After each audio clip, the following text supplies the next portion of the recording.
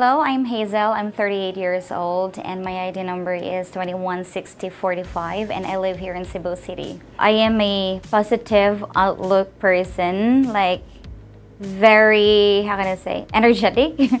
Yes, and yeah, I love traveling as I have mentioned. I love traveling, learning different people and different culture. And I love sports. I play volleyball and badminton. I love cooking. That's a master place, I think. And yeah, I love cooking different cuisines. Yes, and I'm working as a manager as of now. Yes, but I do part-time job like English instructor. I do and I teach different courses. I joined AFA is like yeah, to have a future husband, to meet my future husband rather, and to have a family in the near future. Hello, I'm Patricia, 25 years old. I live in Cebu City. I joined Foreign Affair because I was so curious about it. I hope that I could find someone that who will love me truly and respect me as a wife and a mother of my child. I'm seeking for a foreign man because based on what I saw on Facebook or social media, I saw some Filipina that has a foreign husband or foreign boyfriend. It feels like they are more serious than than Asian guy. Honestly, I don't need to have a perfect man as long as he's better guy. And he knows what is his limits or how he gonna handle our own family. Hi, I'm Divine Faith. I'm 24 years of age. I live in Cebu City. I'm a kind of shy person, but I'm an easygoing. Yeah. I joined this foreign affair because I want to explore new things. Yeah, and also it's it's exciting to learn new cultures. Yeah. Hi, my name is Micah Jane. I'm 24 years of age. I'm from Cebu City. I'm a happy person and also loving, caring to my siblings or to other people. I'm a giver and I'm a God-fearing. My hobbies are playing volleyball, cooking, go to the beach with my family, and also singing at the karaoke. I'm hoping I can meet my destiny here. I can see my lover, my perfect husband in the future. Hi everyone, my name is Roxanne, 33 years old. My ID number is 215570. I do like hanging out with my friends, and if on weekends, I do like to stay at home and play with my pets. I have 3 bunnies and 1 dog. I joined a foreign affair to connect a strong relationship and to find a perfect guy for me. Hi, my name is Anna Bleza. I'm 23 years old and I am a new member here. I currently live in Cebu City. I'm a kind of person, expressive. If I am hurt, I am always express what I feel. And if I am happy, I also express that, just like that, expressive person. If I have a free time, I usually go to gym because I'm also body conscious and health. Yeah, just like that because my work is night shift, so I just need that. And yeah, watching movies and going somewhere, or if I just want to stay home, then I would just read books. That's why I joined AFA because I believe that AFA would help me to find a lifetime partner. So the quality that I am looking for a man is that this man will respect me, kind, and also accept me for who I am. And I think that's it. My name is Rose Ann. I'm 31 years of age. I currently residing in Cebu City. I am a solo parent with 3 loving, adorable kids, and I work as a customer service representative in the city. And also my hobbies are reading books, watching movies, hiking if I do have time in the mountains, traveling also if I do have time sometimes, and in my free time I do love spending time with my kids. Why did I join? It's because I realized that I'm not getting any younger, so I need a partner in life to be with in a lifetime.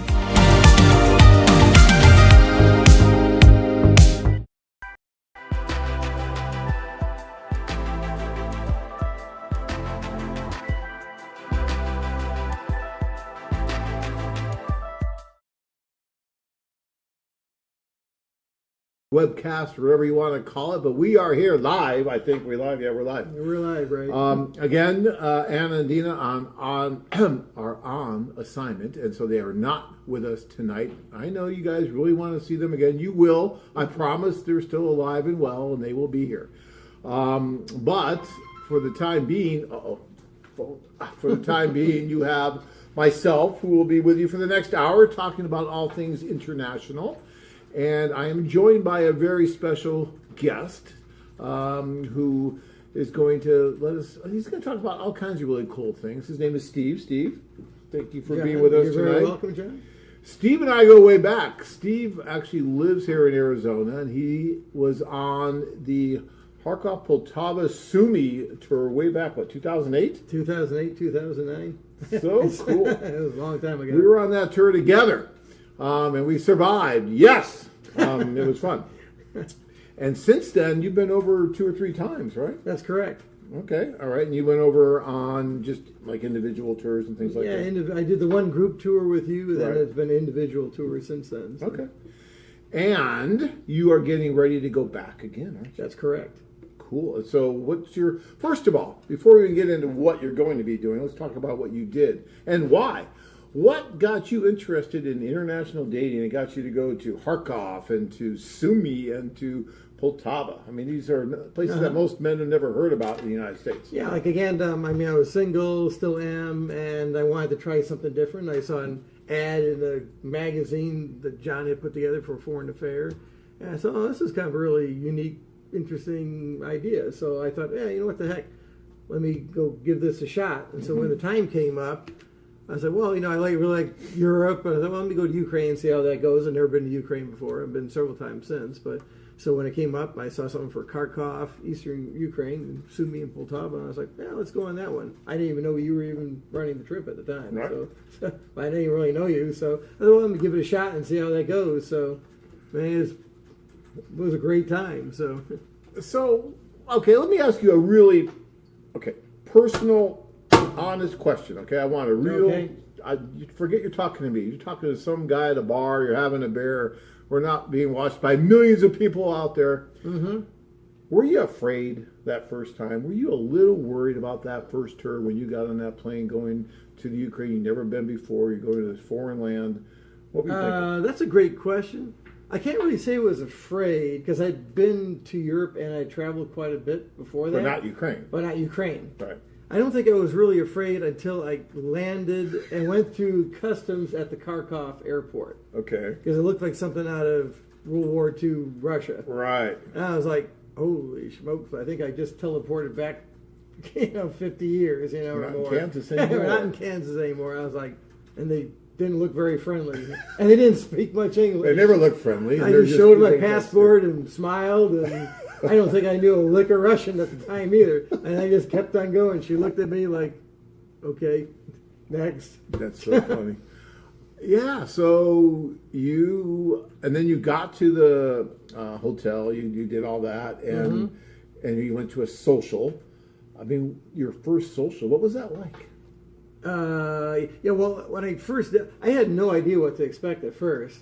But when I actually went to it, I think I would have to say it turned out it was a lot more fun than I thought it was going to be originally. But it was like I just remember we went to one of the restaurants. I can't remember where it was, our nightclub. It was dark in there.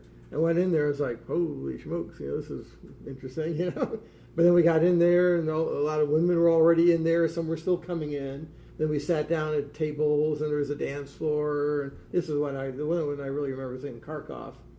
I can't remember the name of the place even at this point, but it was fun. We had dancing. Could have been the Compass Room. Yeah, maybe it was, but we had food, and there was champagne and wine and beer, and we sat and talked and drank. They had food. They kept bringing stuff out, and next thing, all I know is the time flew by.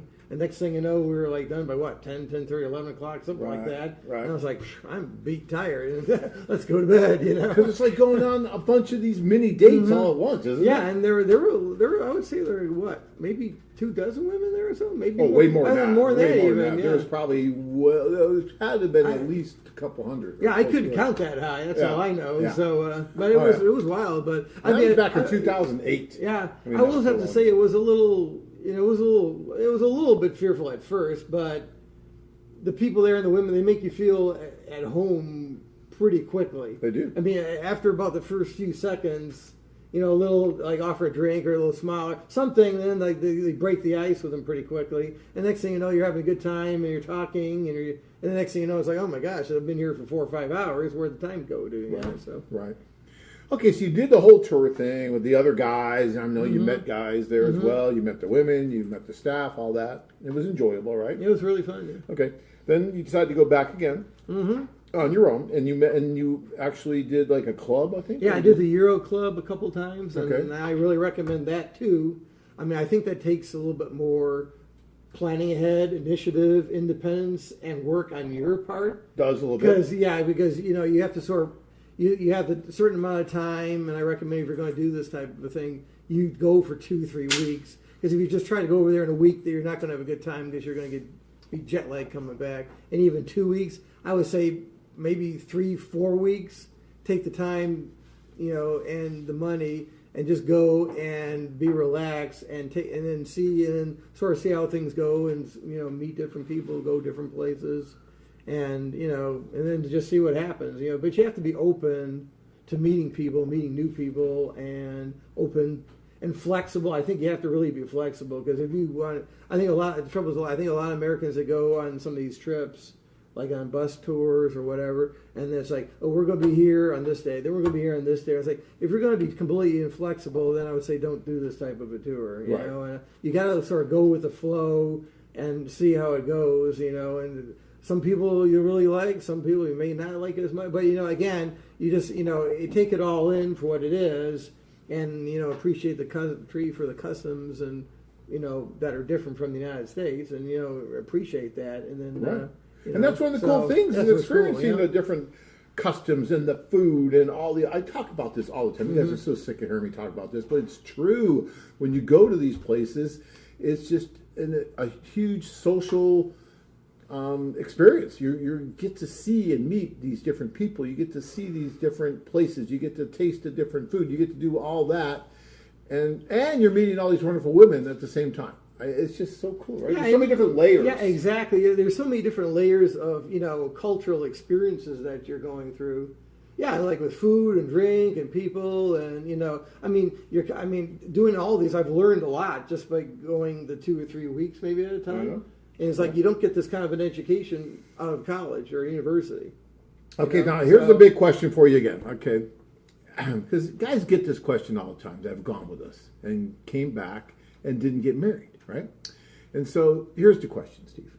You've been with us now for 16 years off and on, right? Because you went on the tour, then went over a few times on your own. You did the one-on-one introductions, yet you haven't found the love of your life through us yet, have you? That's correct. So would you consider that a failure? Definitely not a failure. I mean, why is that? Why do you say that? Well, I think if you go over with the expectation of, I'm going to go over one time and I'm going to meet somebody and that's going to be it. Yeah, that's a possibility that could happen, but the odds are really not that good that it's going to happen. I think the more times you keep trying, the more people you're meeting, and coming into contact with. I mean, it's kind of like a mathematical type thing too. I mean, the more people you're meeting, the more odds you're going to meet somebody. You know, Right. if you go over and just meet a handful of people, I mean, even here in the United States, if you go meet a few people in college, I mean, are you going to be best buddies with them forever? I mean, probably not. But you're there at a university for 4+ years. Well, heck, you've met all these people over this time. Right. Yeah, I mean, now you know a whole bunch of people. Now you're more likely to keep in contact with people. But, you know, it takes time and effort on your part, you know, and vice, you know, but people need to reciprocate to actually, you know, get somewhere. But you on know, each so. trip, did you enjoy the overall experience? Was it worth what you paid? and Oh your yeah, time to go? definitely. Yeah, I mean, whatever I put into it monetarily, I mean, I got out tenfold Right. back. You Right. know, from the experience and the food and meeting people and everything else. I mean, I don't really think I would say most of the trips I've been on, or all of them, I can't really put a monetary value to it Right. because I mean, it's an educational experience, and what you put into it, you get out of it, and it's like, you know, a lot of these are some of the best experiences and memories of my life. So. See, I hear that from so many men. Even today, just today, I got 2 testimonials in from 2 separate guys. One was from Colombia, one was from Kyiv. He was in Kyiv during the war right now. Wow.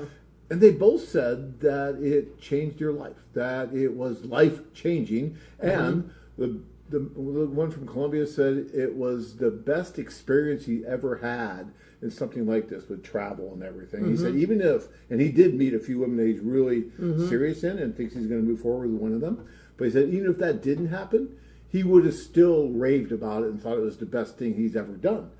So, guys, so you got to understand, it's not just about going over to meet that one woman. And if you don't meet her, oh my God, it's just such a waste, because there's so much more you're getting from it that it's almost real, unless you work at having a really hard time, it's almost impossible not to get the value out of what you're going to do on one of these tours.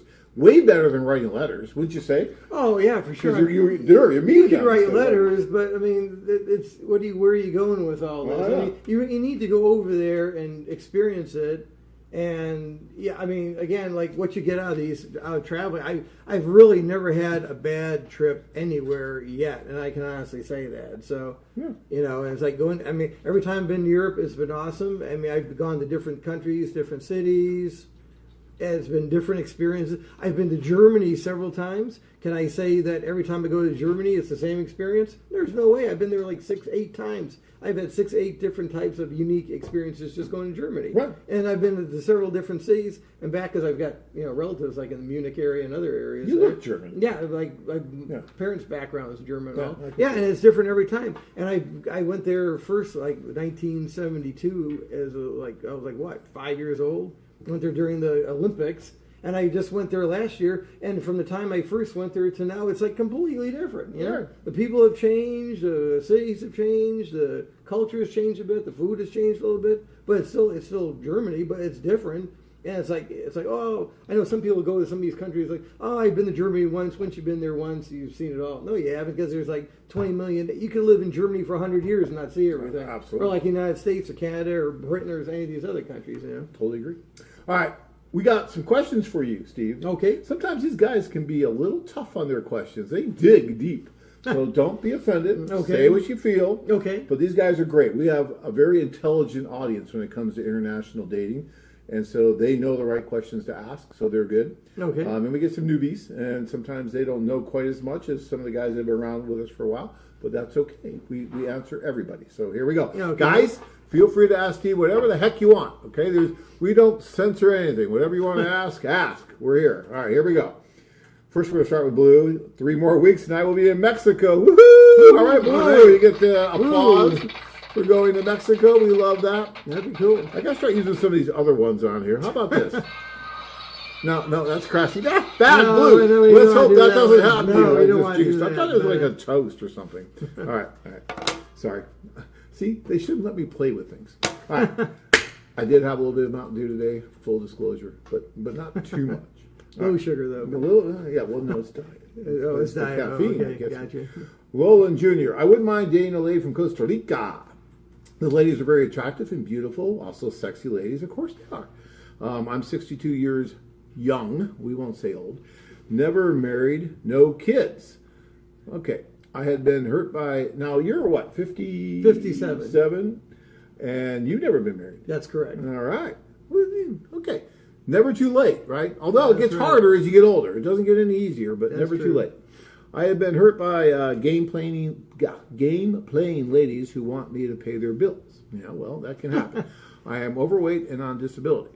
Okay. When I become financially strong, I will travel to Costa Rica. Yeah, so look, I would just tell you that, first of all, it's never too late. You're 62. You can definitely do this.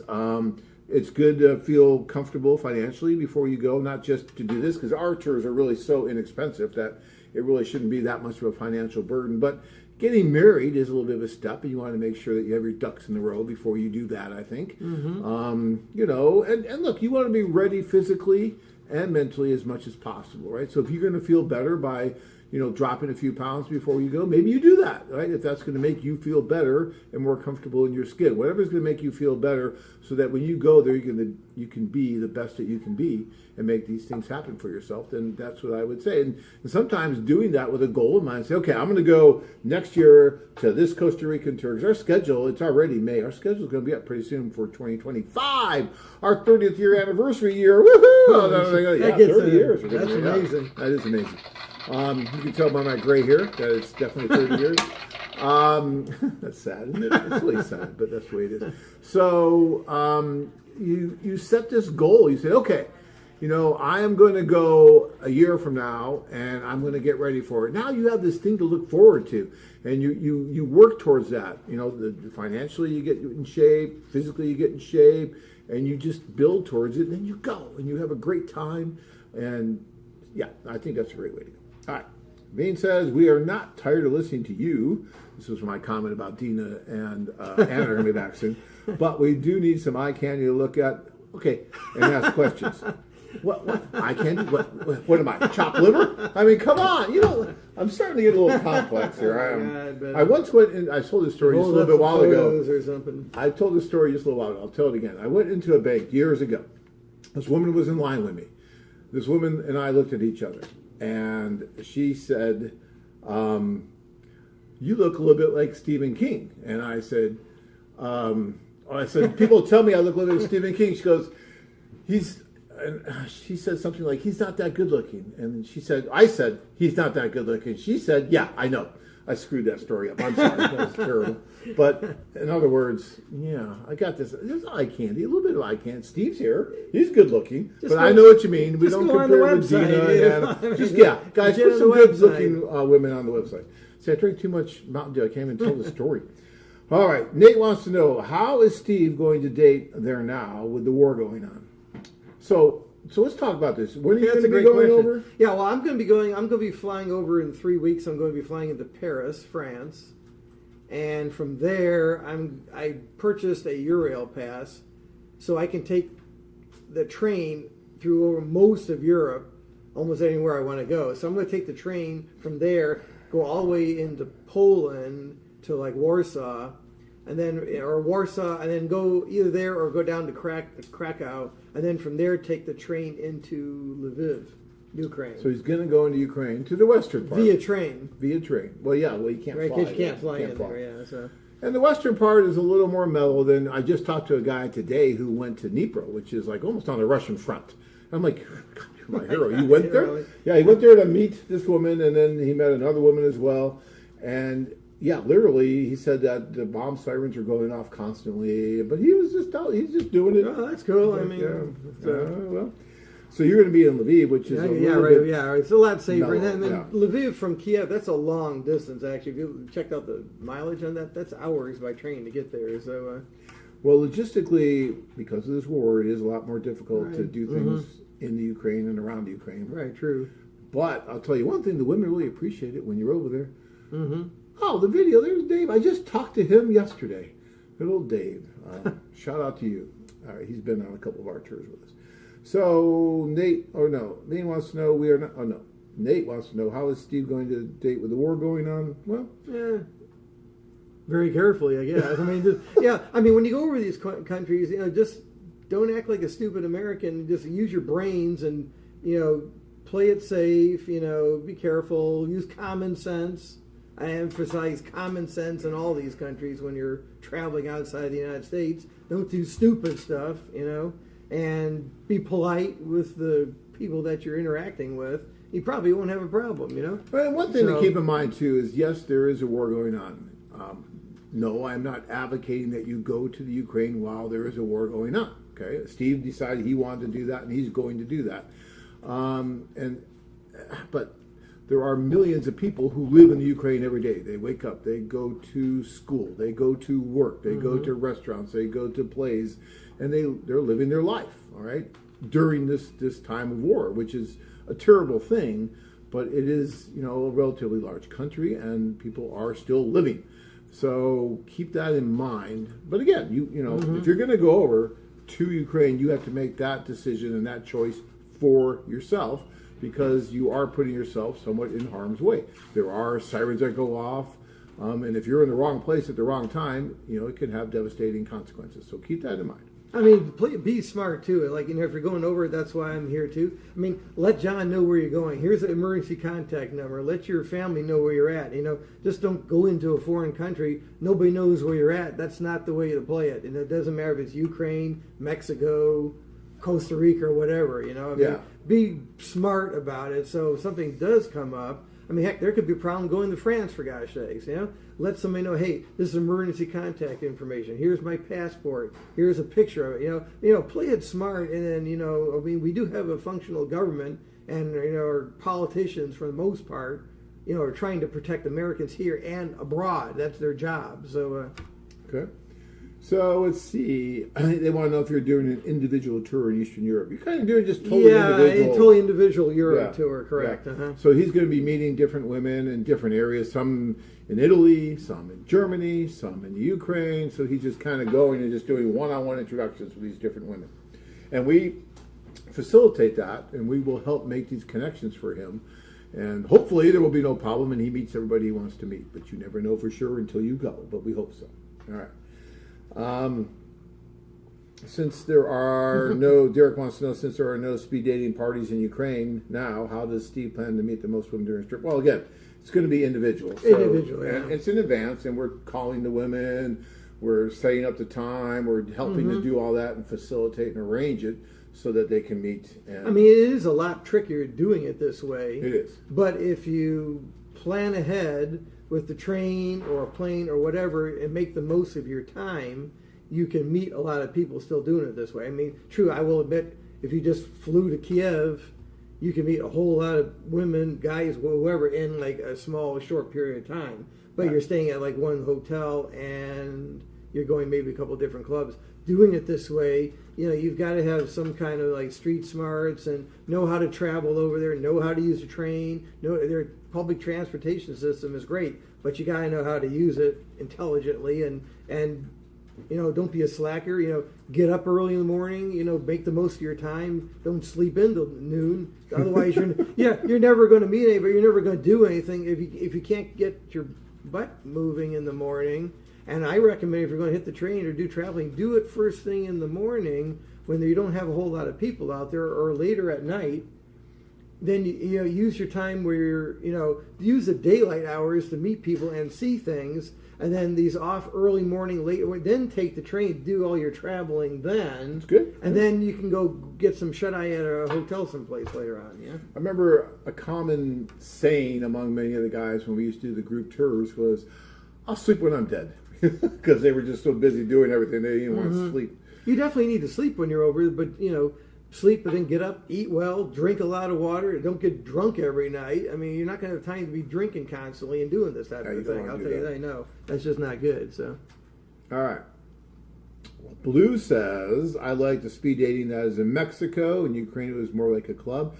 Yeah, you know, every place that we go, it's interesting, it's different, right? And right, so exactly. I don't think you've been to like Latin America or Asia with us, have you? No, I have not. Okay. So Latin America and Asia are much different in the way that they do the socials compared to Ukraine. They're all different somewhat. Philippines is even different than Thailand, which is different than China. And there is more of a speed dating theme in Mexico. One of the reasons for that is that they're a little bit smaller tours, so we can get away with the speed dating. If you have, say, 15 guys or so, you can do 15 different tables with, 5 or 6 women at each table and just do the speed dating so that everybody gets to talk to everybody.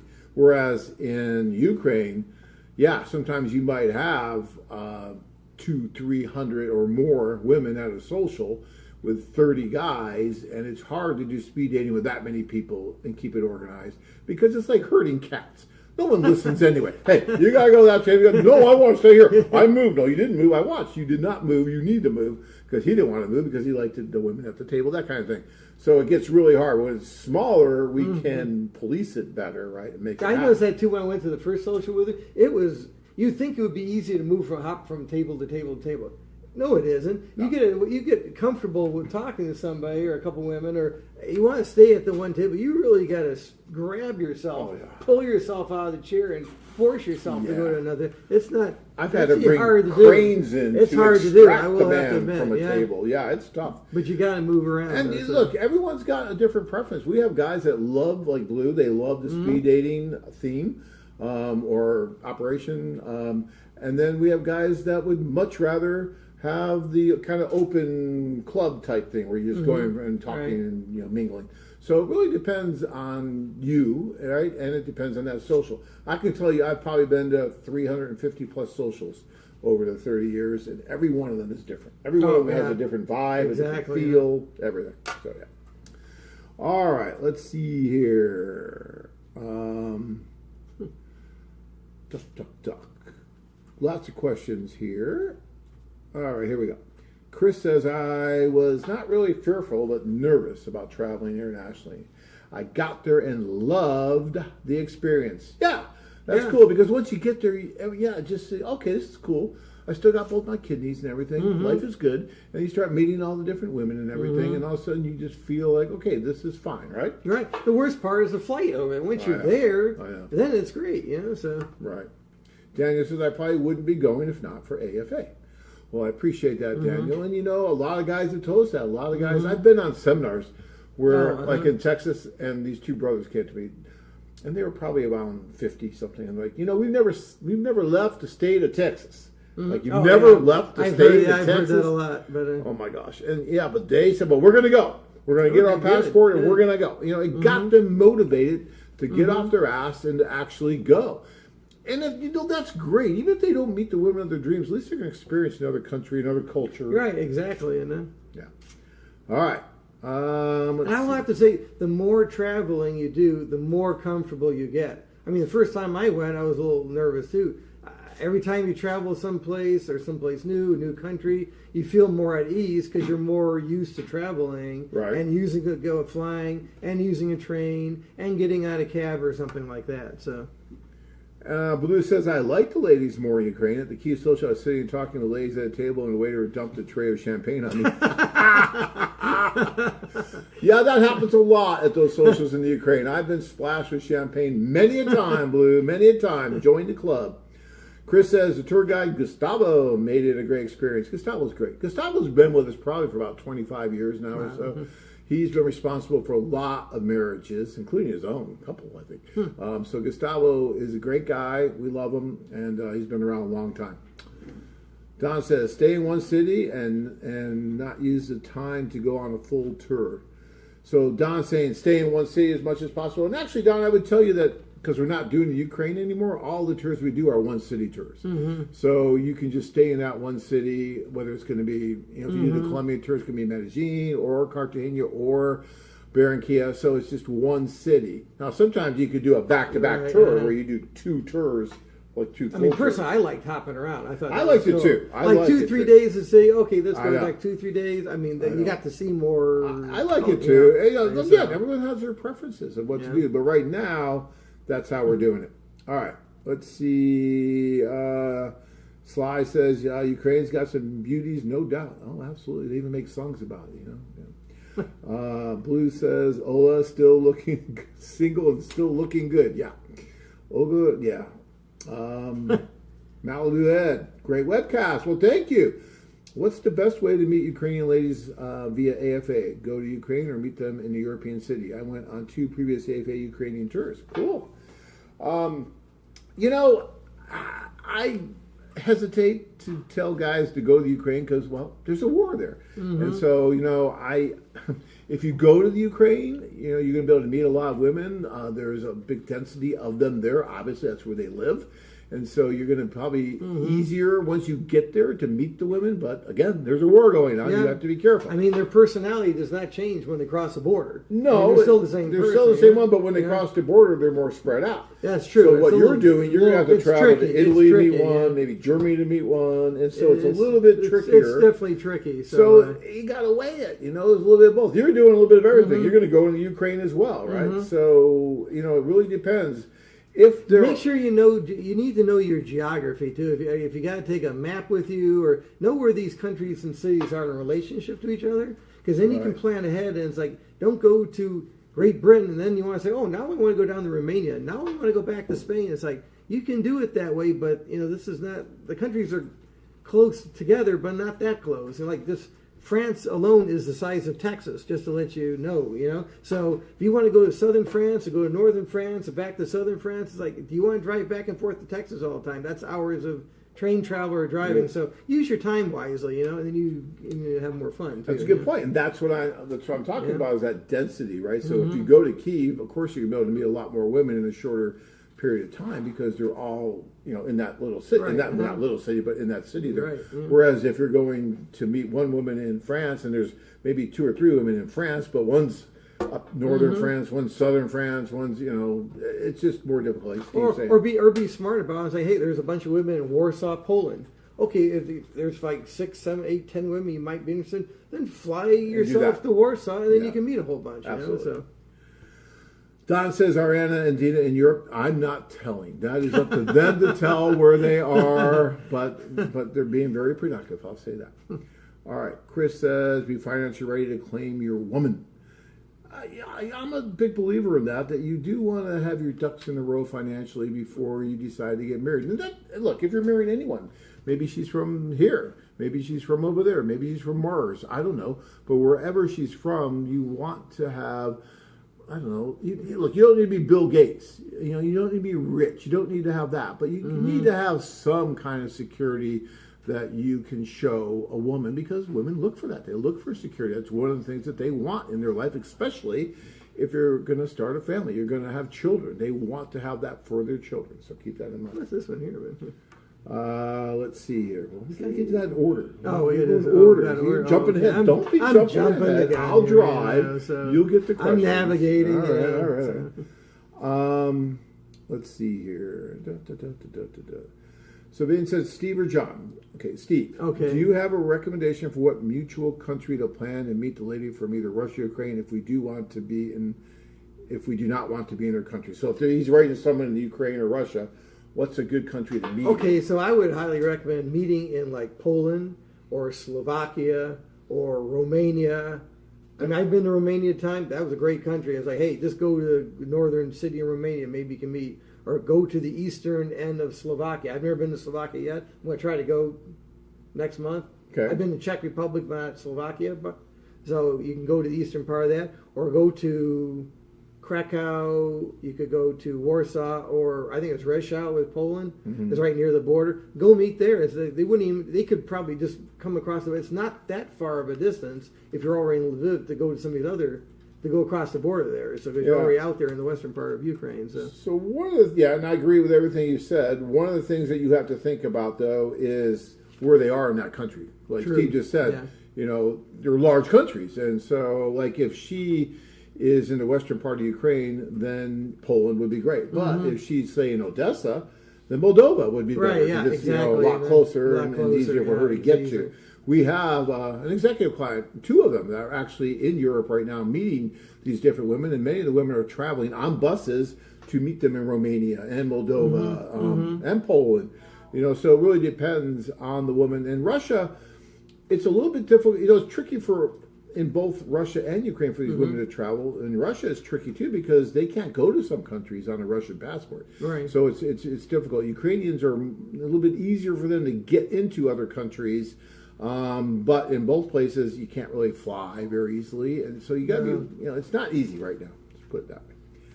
James, at the socials, have there been times when the women ask guys to date them? You could answer that. Yes and no.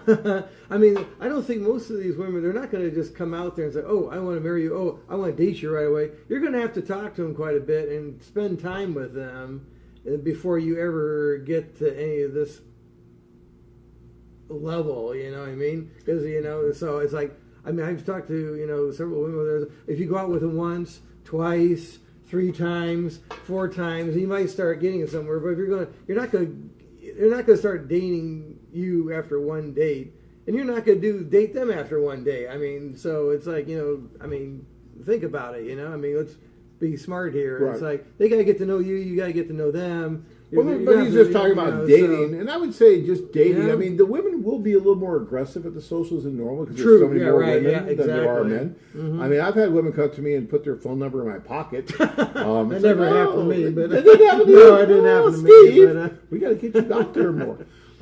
But yeah, it's, you know, especially at the socials because sometimes, especially at the end. yeah, of I the noticed that. social, Yeah, the women are a little more aggressive at well, the because social. there's more champagne and stuff going on, There's a lot of alcohol, women. a lot of food. So and, it really depends. It really just does. depends.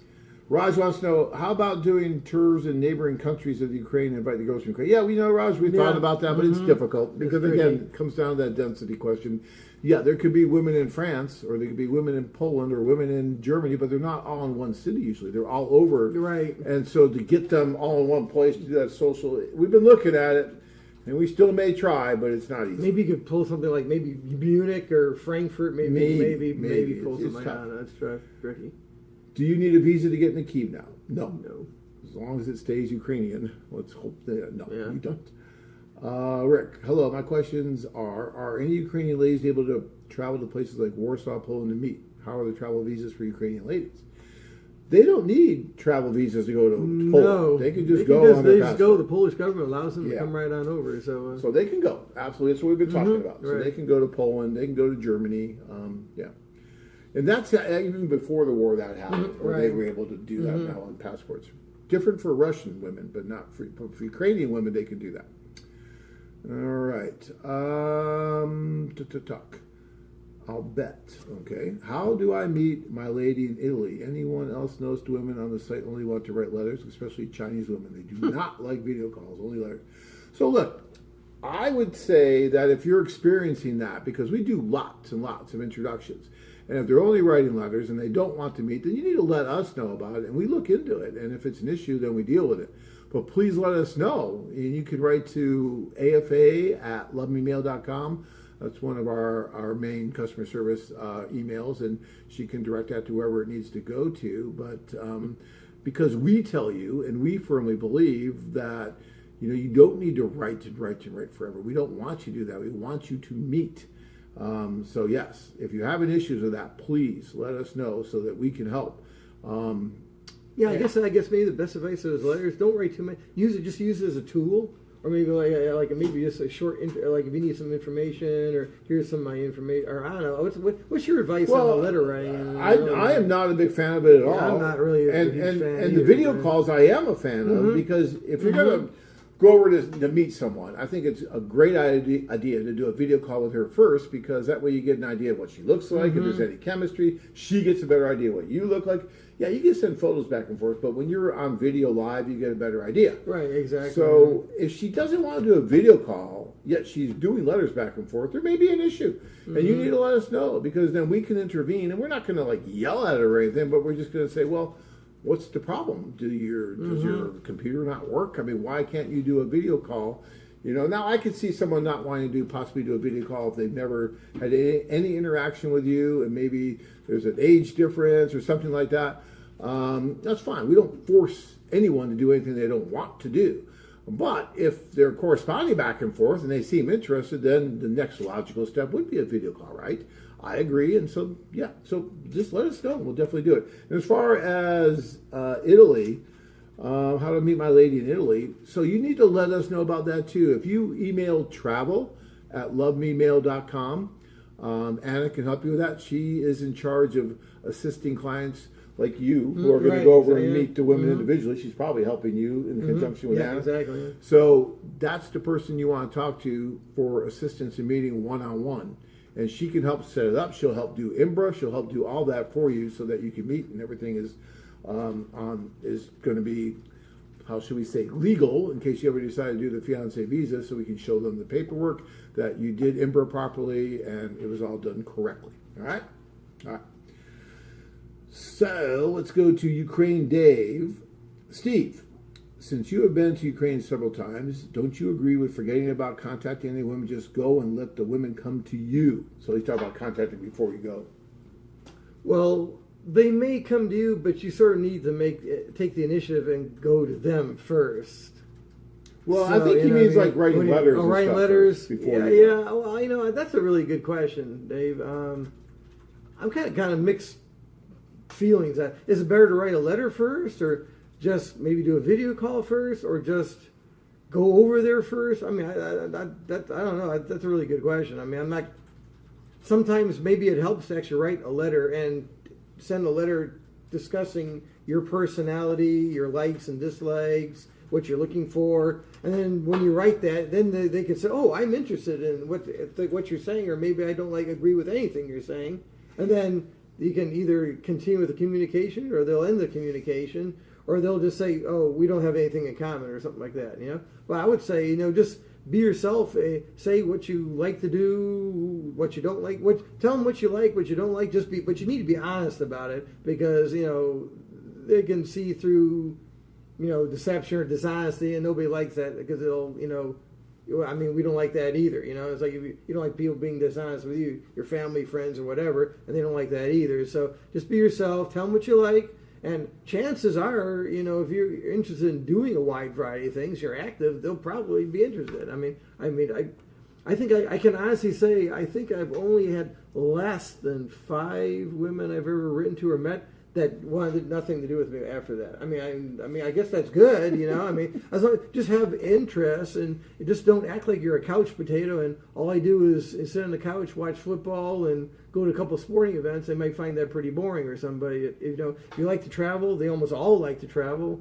They like food. They like going here. They like sports. They like culture. They like American stuff. They like music. They like all sorts of things. So just find some commonality, some common ground there. And heck, I went to see Swan Lake in Kyiv.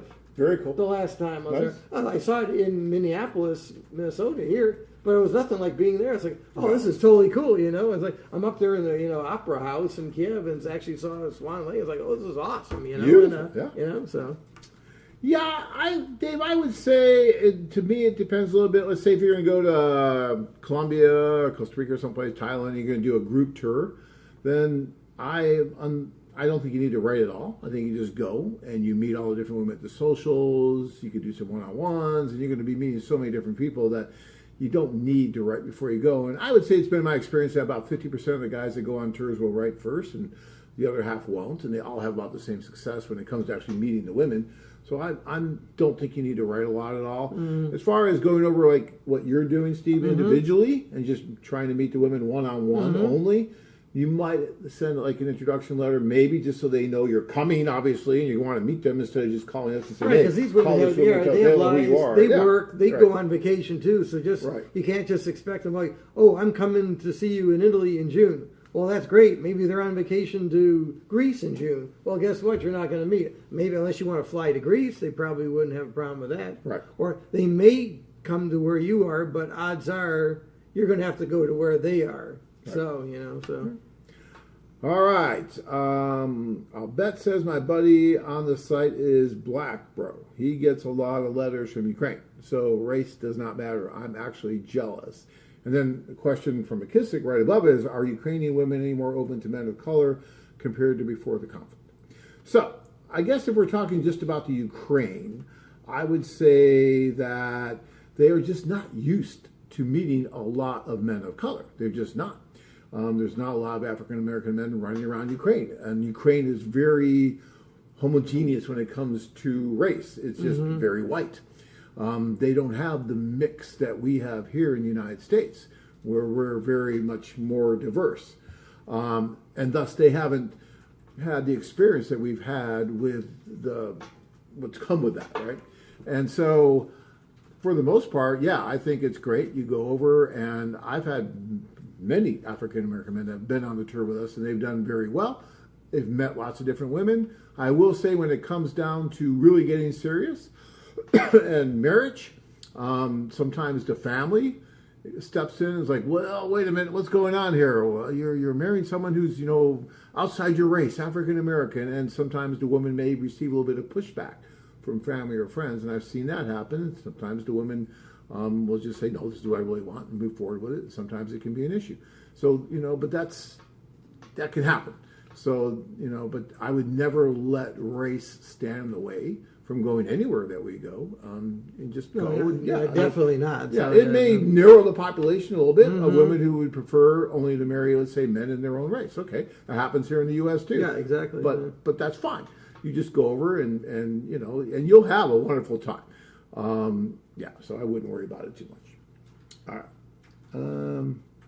Ukraine, Dave, I am thinking about joining the Mexican tour by just going to the social. What else can AFA help with that?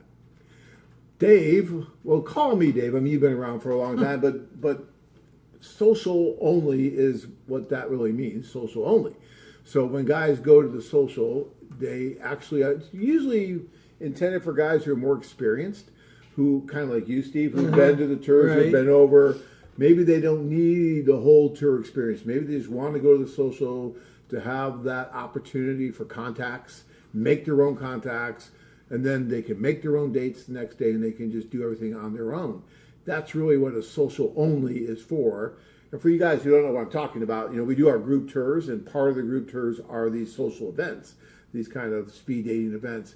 And sometimes, depending on the number of guys on the tour, we will allow guys to do what's called social only, where I think it's like $650 or so to go to a social and just a social. Sometimes we don't allow that if the tour is large and it's sold out. We're not going to do just social only clients. So it just depends on the tour. So Dave, if you really want to do something like that, you got to call me and we can talk about it and see what we can do for you. But it's possible. All right. Paul says, dating in Ukraine before the war was more fun than a barrel of monkeys. Well, I don't know exactly how fun a barrel of monkeys is because I've never seen one quite. I guess little game barrel of monkeys. Was fun, I like monkeys and all. Too. I like. You don't see that expression very often. Monkey Barrel of monkeys. But I agree with you. I love those tours. I love all the tours. I do. I mean, I've been to every country we go to, and I've done tours in every country. But there's something about the Ukraine, mainly because of the size of the tours. I mean, some of those tours are really large. Yeah, really large tours. And it was really fun. You enjoyed them? Yeah, they were great. I never went on a bad tour. Yeah. Every city was different. So. All right. Andy says, why is it difficult to find a Ukrainian woman when it is easy to find a Latina or Asian? Please explain. Well, I don't know, Andy. I mean, what would you say to that? Is it difficult? I mean, I don't know. I don't really have any experience in Latin America or in Asia at all. Yeah. Just really, I don't know. That's a good. I don't know. I don't know if I would say it's easy to find a Latin or Asian woman. I don't know if it's easy to find your soulmate. Yeah, I don't think it's easy. Period. But, no matter where you go, you're going to have to look. You're going to have to go through some trials and tribulations, some ups and downs. I think what helped with some of these guys too is like when you try to educate yourself on the country and the culture, because know some of the customs. Because if you go over there, you don't know the customs of Ukraine. You don't know the country. You don't know Lviv from Kyiv, from Odessa. Then women are going to be like, this guy is like not too intelligent, not too smart. But if you go over there acting like, you actually did your research and, you know about the country, you know about the cities, you know something about the rivers, you know about the mountains out west. Then they're going to be like, oh, wow, this person, you actually, or actually care about the country, and the people and the culture. Right. They'll probably be a lot more receptive to, continuing having conversation and being with you, so. Right. Yeah, that's an interesting question, Andy. I don't know. If you ever want to call and talk, we could talk about that more one-on-one as well, because I can get your more context of why you find it more difficult in the Ukraine. One of the reasons I think it's more difficult right now, though, is because we can't do the group tours there, so it does make it more difficult now. But again, that's because of the war. And if you take the war away from it, I'm not sure it was more difficult before. Chris says, I'm planning a trip for the end of this year, a solo club trip, and I'm split on going to Ukraine or Costa Rica. Do you have any pros or cons for each place, with exception to the war, that may make that decision easier? Well, Ukraine. You've never been to Costa Rica, right? Never been to Costa Rica, but I'm kind of partial to Europe and Europeans, so from my background, obviously. But Right. All right. I mean, to me, I've never been to Costa Rica. I've been to Ukraine probably 6, 7 times. Yeah. I probably would go back to Ukraine because I like it that much. But I'd love to go to Costa Rica at some point too. That'd probably be really cool. So maybe that'd become your new favorite country. I don't know, but Yeah, pros and cons. Yeah, I mean, I know, but- when you think about the pros of Ukraine, well, of course, the women are beautiful, but they were beautiful in Costa Rica as well. The food is great in Ukraine, but it's probably Well, great you're in not Costa going for Rica. the food, But you're not going though. for the food, Well, true. Yeah, I know. So look, the education level is probably better in Eastern Europe than it is in Latin America in general, right? In general. So that's one pro probably for Ukraine if you're looking for that as far as, formal education goes. The English-speaking capability of Ukrainians is probably about the same as what you'll find in Costa Rica. Maybe a little better in Ukraine as far as English-speaking capability goes. Oh yeah, probably. They do a lot of foreign languages. Yeah, they do. Besides Russian, German. Ukrainian, German. Do you know German? I know German. Did you communicate in German with any of the Ukrainian women? The last time I went, yes, a little bit. Did you? Because she was actually having a little. She actually, I think, knew one of the gals I met. She actually knew German, I think, better than English, and we were in Germany. So it's like, okay. And I asked the waitress, like, could you bring a English and a German menu? And then I think I actually spoke a little bit more German with her. Did you? That's so yeah, cool. yeah, because she was learning German. I think she was a little more comfortable with that than English. She was like, okay, that's fine. Bring that over. Then it was like I knew a lot of the stuff in German anyway. That's neat. So I was like, or hop back and forth. If you know languages, okay, hop back between English or German. If you know French, or use French.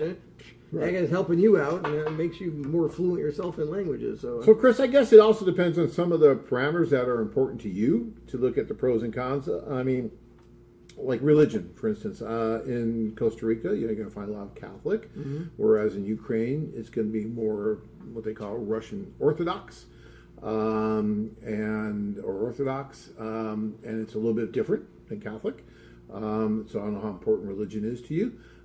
So these are the different things that you need to look at. But I can just tell you, no matter where you go, you're going to do really well. I would look at the site as much as you can. Look at the profiles, and try to get a sense of who it is, the majority of women that you want to go meet. And at the end of the day, if it's one of the country over the other, that's the country you need to go to. I mean, I'll give you the fact that Costa Rica is probably easier to get to, but I hate when guys say that. Well, I'm going to go here because it's just easier. This is the rest of your life. Yeah, so, exactly. I wouldn't let that be your deciding factor. I really wouldn't. But a lot of guys do that. Like, I don't want to go to the Philippines. It's too far. Okay, but it's for the rest of your life. So you sit on a plane for an extra 5 hours or whatever, but it's probably worth it. yeah, exactly. Yeah. Well, but I got to go back every year to visit. Okay, yeah, I get it. But still, it's probably worth it. All right. Andy says, I'll do my best to ensure to bring all my positive energies approaching Ukrainian women. Andy, that's probably a very, very good thing. Would you agree? I would definitely agree. That attitude. Stay positive and keep a positive attitude. At You all always times. did. I remember Steve on our tour, and that was 16 years ago. But I do remember him from that tour, and I meet a lot of people. But he always was smiling. He was always positive. He was always upbeat. You get some guys that, I mean, my gosh, still, there's not enough drawer space in my room to put my clothes away. It's like, well, okay, we can get another closet. Again, I think it's part of the flexibility and being positive. When you're traveling, you got to be open. You got to be flexible. Yeah. Put your stupid American ideas behind you and keep them in the U.S. And when you go over there, go with the flow. Stuff. Not everything works out. I mean, like I used to train a bunch. I missed a whole bunch of connections. I almost went to the wrong country because what I had on my phone, it said it was going to one city.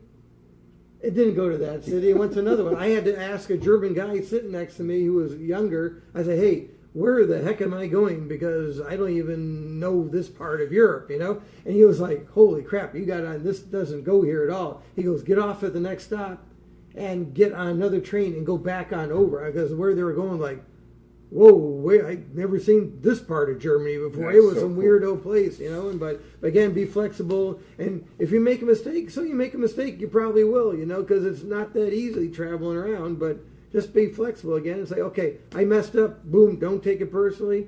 Ask for help. most people over there, they'll be more than willing to help you out. Tell them that story Yeah. you were telling me about when you were, because people do help you out a lot you over there. you just got to You were ask. walking in you know? Sumi, and they actually stopped and Yeah, like I was in Sumi. I think I was at one of the clubs, and I was dancing. It was like, I don't know, 10, 11, 11:30, midnight. And I was like, okay, I'm kind of tired. It's been a long week. It's time to go back to the hotel. So I started walking back to the hotel by myself. Now, I probably do that all the time over here. I go back to my car. I didn't have a car. I was just walking down the street. I didn't feel threatened, or didn't feel dangerous. And all of a sudden, there was a car that pulled up, and somebody rolled down the window, and they said, "Oh, hello," in English. It's like, "Oh, are you? Do you need a lift going to somewhere?" I go, "Yeah, well, I'm just walking back to my hotel room. It's not a big deal, you know." They go, "Well, we can give you a lift back to the hotel." I said, "Well, you know," I kind of pawned it off. It's like, "Oh, it's not a big deal. It's just a couple blocks up here." And then there's a gal in the back seat. She goes, "Open up the car." And she goes, "I understand your point of view. Just hop in the car and we'll make sure you get to your hotel safely." And then when I got in there, I said, "Why are you taking me back to the hotel? It's just like 2, 3, 4 blocks." Right. She goes, "Well," she told me, "it is not really safe in this city." This was in Sumy, and it was part of the eastern, but it was close to Russia at the time. Well, it still is, but it's for foreigners to be wandering out at after hours by themselves. So I was like, okay, you could say that about cities in the United States too. It's probably not a good idea. Well, I thought that was really nice of her. But she was Yeah. nice for her, and she had a driver. And I just got in there. I didn't know who this person was. I don't know. Maybe nowadays, I'm not sure if I do that now. I don't know. But I was like, okay, I didn't feel threatened. I mean, I got a good gut sense too for feeling like, oh, is this a safe situation or not? I didn't feel threatened, so I just got in the car, and the driver took me right to the front, of the hotel, and I got out and I thanked him. I tipped the driver. You know, I think she likes you, Steve. Yeah, I think maybe you she just did. missed the Yeah, signals maybe there. I missed I the think she likes opportunity. you. I don't know, All right. Yeah, you'll meet so many cool people. All right. Blue says, I did a video chat with a lady in Ukraine, then met her, and we hit it off, but then the war came. I also just did one with a lady in Mexico, and it went great, and she's really wanting to meet me now. All right, Bowie, so you didn't scare her away on that video chat. Yeah. Good job. Good. Were you go. wearing the kilt? I want to know. Were you wearing the kilt? He wears a kilt. He wears a kilt, Yeah, like a Scotsman. Yeah. He What's actually the brought this sword in for us. What does the Scotsman wear under his kilt? I don't know. Anything he wants to. That's fun. Raj says, I know quite a few Ukrainian ladies married to Asians. Oh, yeah, absolutely. That's why I just wouldn't let that whole race thing bother me at all. Just go. Yeah, Do just it. go. See what Yeah, happens. exactly. You know. We had one wonderful African-American client of ours, Chauncey, and he went to China, you know, and we haven't had a lot of guys from African-American who's gone to China. And so I asked him, it's like, it was great. Everybody treated me perfectly. I had no problems at all, you know, so yeah, just go. People, for the most part, people are cool. They're wonderful. Yeah. Let's see here. Andy says, can we find alpha females in Ukraine? I'm not sure what that means exactly. Stronger but, personalities. okay, Yeah, you actually you can. There are some actually really strong Ukrainian women, and personality-wise. Now, some guys shy away from that because they don't want a real strong woman like that, but if that's what you're looking for, you can definitely find that there as well, yeah. All right. James says, I'm awful at anything like this, so pretty much if I like a woman, ask her to go on a date or her contact info. I'm awful at anything like this, so pretty much if I like a woman, I can ask her to go on a date. Yeah, you can do that, yeah. Yeah, make sure you get her contact info, Viber, Telegram. Yeah, give her Yeah, contact all right, get the information. info, yeah, get the phone number. Ukraine Dev says, tell Odessa Anna I said privet. Yes, I'll let her know. And that's very nice. Privet. She just left a while ago. And Chris says, guys, seriously, think about your visual life in your mind. Then choose the country or culture fits your vision. Visual is a man's attraction. Heart happens next. I like that, Chris. You should be up here on the show. Yeah, that's good. I'm going to read that again. It's probably a good. Yeah. So here's what Chris says. Guys, seriously. Think about your visual wife in your mind. So picture her in your mind. Picture what you think you really want. I like this. This is Visualization. probably a It's good way of- visualization. Probably a good Yes. way of putting it. It is, because you can do that with anything you want to do in your Yeah, life. exactly, You want to be yeah. successful in something, Yeah, you what kind of visualize job it. do you want Right. to visualize it? So you want, visualize it, and then choose the country. Her culture fits your vision. Visual is a man's attraction. Heart happens next. I like that. Very good, Chris. Thank you very much. Yeah, that's See, good. that added to the show. Yeah, that's a good way to put it. But Steve, you added to the show tonight quite a bit. I really appreciate you being here and sharing, all your thoughts and everything. And I'm excited for you. A little jealous because you're going to go on this amazing trip in a few weeks. And That's you're going right. to be in Can't all wait these to different go. places. Yeah. You're going to be seeing all these wonderful women, and you don't know what's going to happen, right? You have No, no that's right, idea. no. But Again, go that's with the cool flow, thing. you You're know. going to go with the flow. Take enough cash with you. Take a credit card. Yeah. Take cash. Take emergency money. And don't become homeless. We had a guy who ended No, up don't be homeless over there. homeless. Don't No, do that. don't do that. That did. He got actually interviewed. He went viral being homeless. But we won't go into that. But that was a whole big thing. Yeah. You're not going to be homeless, right? No, I'm not going to be Yeah, homeless. that's good. But sorry, I'm just having fun. But you're going to go experience all kinds of cool things. And I feel bad for the guys who will never do that. For the guys who are just going to be the keyboard Romeos, who are going to write the letters, or maybe not even just do that, just not do anything, right? Because people are telling you that it's scary or that something bad might happen or something like that. You got to live life. You only get one. That's it. Muhammad Ali has a great saying. I was just sharing it with a friend of mine the other day. I have this on my desk. Enjoy life. It's later than you think. That's a great quote. Yeah, that's a good. Yeah, I think it's a great quote because everyone thinks, "Oh, don't worry, I'll do it tomorrow. I have plenty of time. I have plenty of time." Yeah, Time goes by. Don't procrastinate. Save up the money instead of writing letters or say, "Hey, save up your money, buy the flight ahead of time. Don't wait a week. Oh, I want to go to Ukraine next week. Guess what? You're not going to get a very good price on an airline ticket. No. Plan ahead, 3, And then you 4, look or forward to 5 it. months ahead of time. Yeah. Like you want to go Ukraine in June, like I'm doing. Buy your ticket in January and February. Is that what you did? That's what I did. Okay. I guarantee you'll get a great price. I got a nonstop flight from Phoenix, Arizona to Paris, France, and I think it was like $1,400. That's great. That's a great. I didn't From know Phoenix, that was, that's from really Phoenix good. is really good Yeah. because you could be spending $400 or $500 just to get to New York City. You can. But that was all, and then unfortunately half of it was taxed from our government. Of course. But, Well, but let's still, not get into that. nonstop. Now you're not. Now you can sleep the whole way and then get there and then get off the plane. Don't go to sleep right away. Stay up all day long. Then go to sleep later on that night. Then that's a little tip. Yeah. You want to get over that jet lag as soon as you can. Don't go to bed right away because Actually, you will mess yourself up. A really good thing is too, when you Yeah. get on that plane, don't look at your phone. If you have a watch, change the time to whatever time it is at your destination. Exactly. As soon as you get on a plane and pretend, okay, it's that time now. Start thinking that way in your mind and get ready. A lot of it's psychological. It is. Yeah. So. And when you get there, if it's daytime, you stay awake, do everything that you Yeah, would do, exactly. and then make yourself stay awake till at least 10, 11 o'clock at night, their time, then fall asleep. And then you'll probably still get up early, like around 4 or 5 in the morning. Yeah, but I that's did, okay. yeah, I you will did. for a It while. takes 2 or 3 It'll days take to some get time. used to it, yeah. And at 3 o'clock in the afternoon, no matter what, you're going to get really tired because that's like really late for you. But you got to push through it. And if you can push through it, then you'll be fine. Get a cold beer or something. Get something to eat or whatever Yeah. it takes. The last thing you want to do is get there at 1 in the afternoon, get to your hotel by 3 in the afternoon, and go to sleep until 10 at night. Then what are you you're gonna do? wasting time too. Yeah, And that's crazy. So. All right. Well, look, it is a little past our time here, so we are going to have to go. I want to thank all of our viewers out there today, and you guys, as usual, asked a bunch of great questions and made Steve feel welcome here tonight. So we appreciate that. And I always appreciate you guys. We've been doing these kind of calls, whether it was started just on the phone with me. How doing often it. do you do these calls? I had to weasel my way back in here because Dean and Anna normally do it, but they've been, as I say, on assignment, and they'll probably be back here soon. I started this probably about 23, 24 years ago, and it was just on the phone, and we did this conference call. Everybody would just call in, and everybody could hear everybody, and we would just talk. And sometimes it got crazy. Like, a bunch of stuff going on. Someone's cooking in the background. I'm like, hey, stop that. I had to mute them. But everyone would kind of talk. And then we went to this format of the live thing and everything.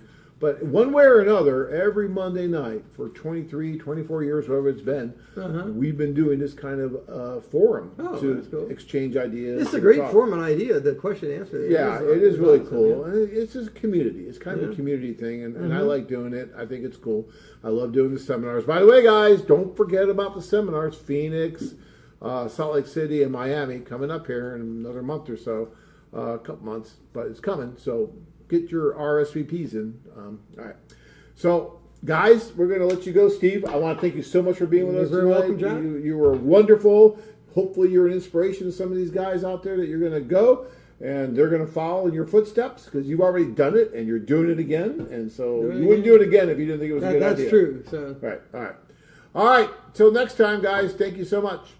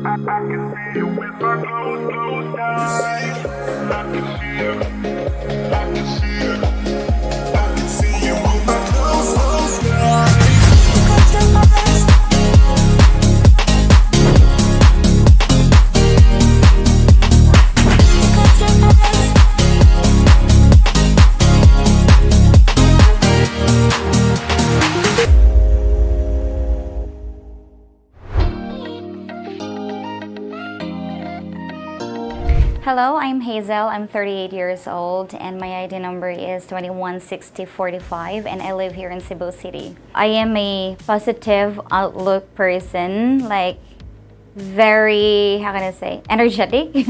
Yes, and yeah, I love traveling as I have mentioned. I love traveling, learning different people and different culture.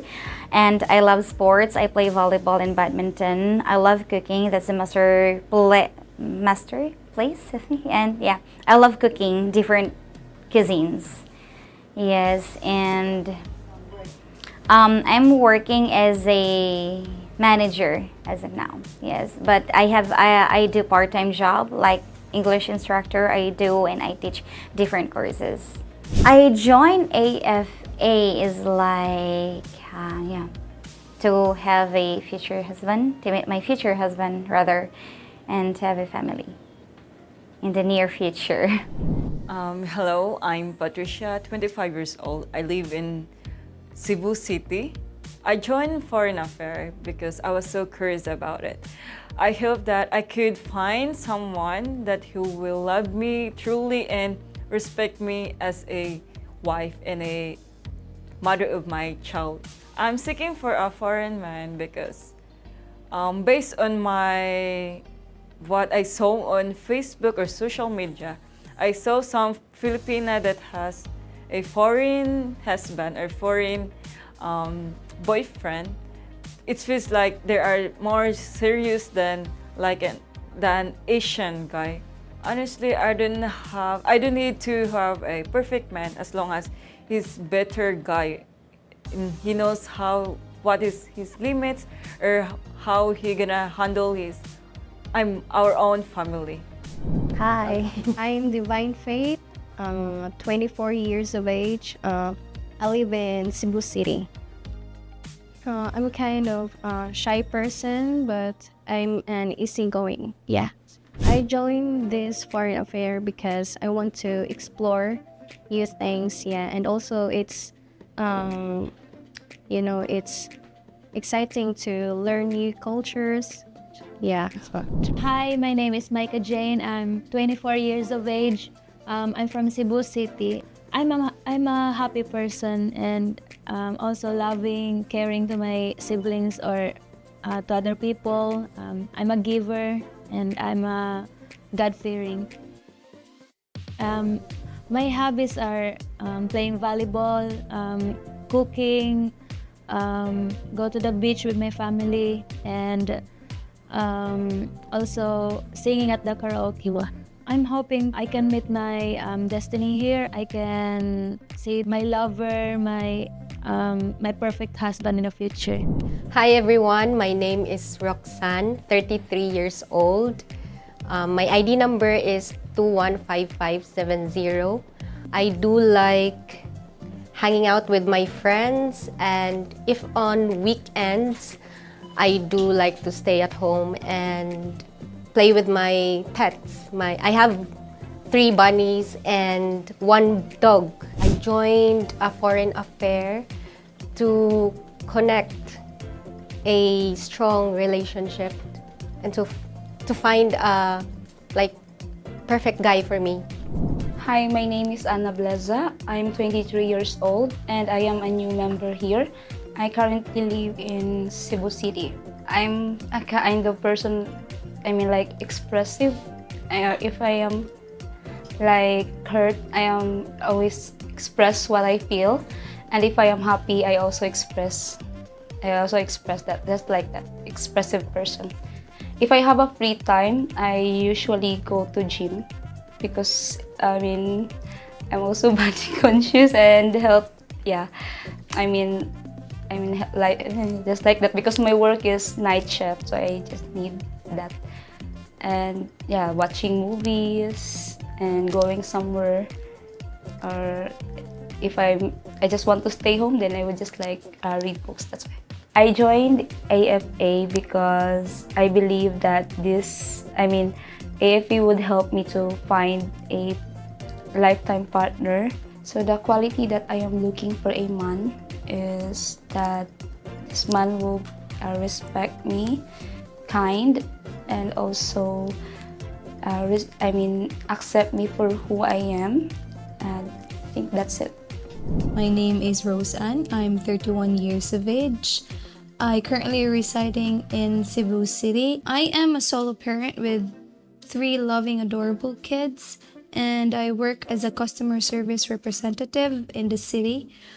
And also my hobbies are reading books, watching movies, hiking if I do have time in the mountains, traveling also if I do have time sometimes, and in my free time I do love spending time with my kids. Why did I join? It's because I realized that I'm not getting any younger, so I need a partner in life to be with in a lifetime.